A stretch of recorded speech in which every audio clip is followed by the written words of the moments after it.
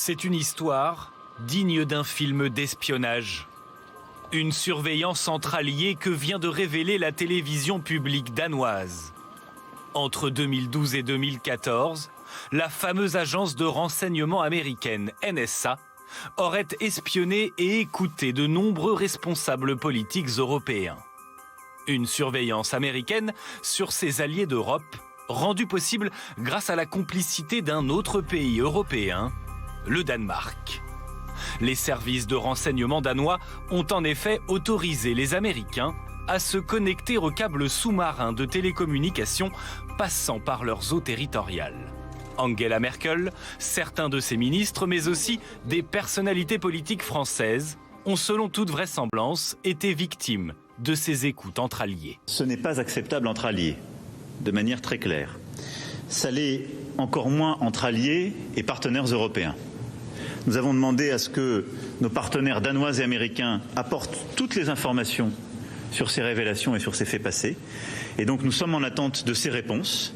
Ce sont les personnes qualifiées qui auront ces échanges, d'une part pour apporter toute la clarté sur ces faits passés et surtout apporter toute la clarté sur les pratiques présentes. Voici le type de câble auquel se sont connectés les agents de la NSA. À l'échelle planétaire, il en existe 447 déployés sous les mers et reliant les continents les uns aux autres. La quasi-totalité de nos échanges par téléphone ou Internet passe par ces câbles sous-marins. Grâce au branchement facilité par les agents danois, la NSA a ainsi pu accéder aux SMS, aux appels téléphoniques et à toutes les connexions Internet des cibles de l'agence américaine.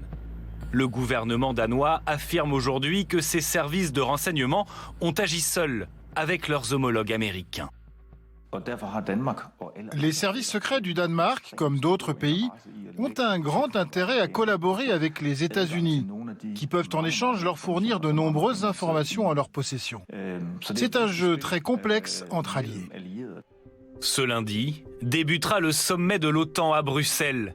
En coulisses, ces révélations d'espionnage pourraient provoquer quelques tensions entre Européens et Américains.